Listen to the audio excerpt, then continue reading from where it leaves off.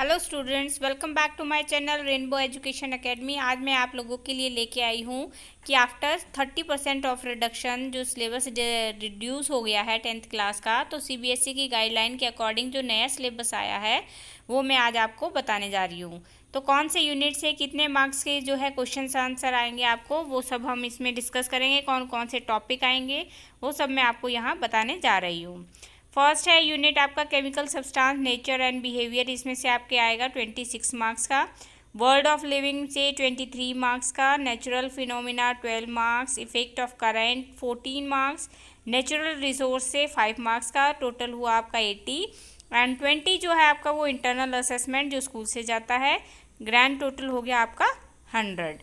फिर उसके बाद आपका है unit 1 chemical substances nature and behaviour. इसके अंदर से आपके आएगा केमिकल रिएक्शन, जो फर्स्ट चैप्टर है इसमें आपके आएगी chemical equation, balance chemical equation, implication of a balance chemical equation, कैसे बैलेंसिंग करोगे, type of chemical reaction, combination, decomposition, displacement, double displacement, precipitation, neutralisation, oxidation and reductions. मुझे नहीं लगता कि इसमें से फर्स्ट चैप्टर से कुछ भी रिड्यूस हुआ है, ये तो पूरा का पूरा ही चैप्टर आया हुआ है।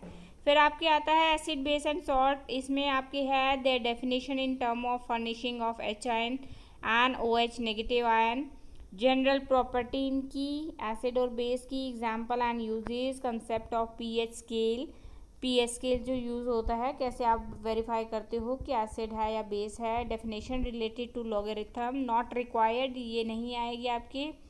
Importance of pH in everyday life, कहाँ कहाँ यूज़ होता है पीएच का। Preparation and uses of sodium hydroxide, bleaching powder, baking soda, washing soda and plaster of Paris. इसमें से भी अगर कम हुआ है तो एक या दो टॉपिक ही कम हुए हैं, अदरवाइज तो पूरा ही चैप्टर है ये। फिर मेटल एंड नॉन मेटल से आपकी है property of metal and non metals, reactivity series क्या होती है, कि कौन सी मोस्ट रिएक्टिव मेटल है, कौन सी लीस्ट है, formation and properties of ionic compound.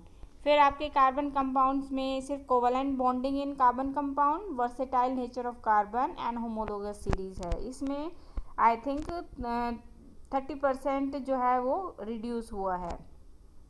Periodic classification of elements में need for classification, early concept at classification of, जिसमें Dobereiner, triad, Newland, law of octave, Mendeleev periodic table, इन सब के बारे में थोड़ा थोड़ा आपको नॉलेज होनी चाहिए कि इनके जो लॉ थे उन्होंने क्या क्या बताया था आपको। Modern periodic table, graduation in properties, valency, atomic number, metallic and non metallic properties. फिर आपके आता है the world of the living, unit number 2। इसके अंदर लाइफ प्रोसेसेस में आपके आ जाता है basic concept of nutrition, respiration, transport and excretion in plants. तो इसमें भी कोई भी मुझे नहीं लगता कि कुछ टॉपिक कटा होगा। Reproduction in animal and plants, reproductive health need and method of family planning, safe sex as HIV, AIDS, child bearing and women's health. Hereditary में आपके है Mendel's contribution, law for inheritance of trait, sex determination, और brief introduction है इनका, बस ज़्यादा इनको detail में नहीं करना है। फिर आता है नेचुरल फिनोमिना, यूनिट नंबर 3 है। इसमें आपके आ जाता है reflection of light by curved surfaces, images form by spherical mirror, centre of curvature, ये इनकी डेफिनेशंस है। Centre of curvature, principal axis, principal focus, focal length, mirror formula, इसमें डेरिवेशन नहीं आएगी मिरर फार्मूले की। मैग्निफिकेशन। फिर रिफ्रैक्शन के अंदर आपके आ गया law of refraction, refractive index, refraction of light bye spherical lenses, images form by spherical lenses, lens formula, इसमें भी डेरिवेशन नहीं आएगी। Magnification and power of lens. Refraction of light through a prism, dispersion of light, scattering of light, application in daily life। Refraction of light का daily life में कहाँ कहाँ usage है। फिर आपके यूनिट नंबर 4 में आपके आ जाता है effect of current.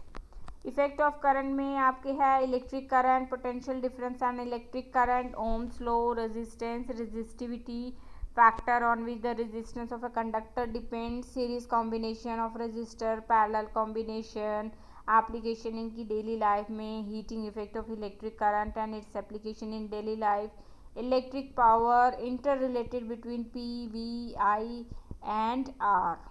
Magnetic effect of current में आपके आ जाता है magnetic field, field line, field due to a current carrying conductor, field due to current carrying coil और solenoid, force on current carrying conductor, Fleming's left hand rule, electric motor, इसमें right hand rule नहीं आएगा, electric motor है, electromagnetic induction है, induce potential difference, induce current, Fleming right hand rule है ये भी, sorry इसमें ये दोनों ही रूल है। इसमें मेरी ख्याल से मुझे नहीं लगता कि कुछ उन्होंने रिड्यूस किया है।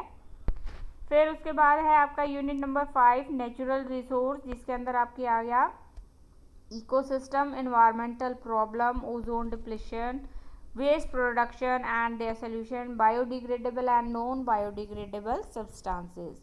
अब जो आपके इंटरनल असेसमेंट में है, जो आपको एक कंसेप्ट आपको तैयार करना है, आपका उसमें पोर्टफोलियो बनाना है, उसके वो है आपका किससे है, management of natural resources. And ये पोर्शन जो है आपका फाइनल एग्ज़ाम्स में नहीं आएगा, ये सिर्फ आपका इंटरनल असेसमेंट होगा। इसमें 20 मार्क्स में से जितने भी होगा इसका आई थिंक 5 मार्क्स का जो है इसका जो मार्किंग सिस्टम है 5 मार्क्स इसको गिवन है।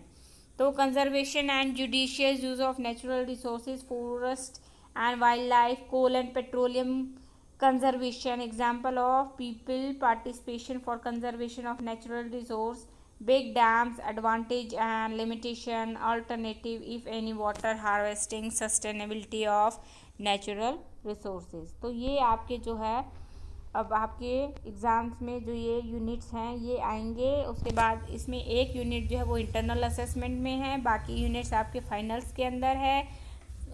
30% रिडक्शन मीन्स आप समझ लीजिए थोड़ा सा बहुत ही कम जो सिलेबस है वो रिड्यूस हुआ है, तो इसलिए इतने खुश होने की बात भी नहीं है और ना ज़्यादा टेंशन की बात है। तो आप अपनी प्रिपरेशन अच्छे से कीजिए। All the best. अगर आपको मेरा चैनल अच्छा लगा हो तो प्लीज़ लाइक करो, सब्सक्राइब करो, सो दैट कि मैं आपके लिए लेटेस्ट न्यूज़ जो है आपकी क्लास से रिलेटेड जो है आगे आपको देती रहूँ। Thank you.